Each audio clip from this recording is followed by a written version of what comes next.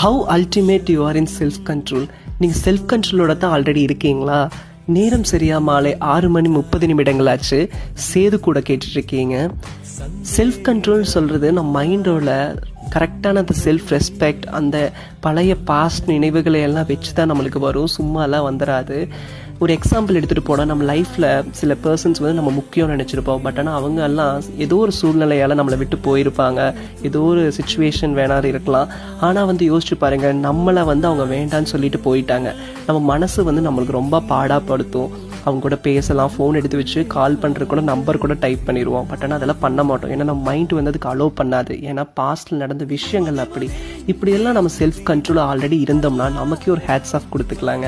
எவ்வளோ பெஸ்ட்டுன்னு சொல்லி யோசிச்சு பாருங்களேன். ஏன்னா இப்படியெல்லாம் இருந்துட்டால் பல ப்ராப்ளம்ஸ் நம்மளை தேடி வரவே வராது. உங்களுக்கும் இந்த மாதிரி எக்ஸ்பீரியன்ஸ் நீங்கள் பண்ணியிருந்தீங்கன்னா மறக்காமல் கமெண்ட்டில் சொல்லுங்கள், எல்லோரும் தெரிஞ்சுக்கிட்டோம்.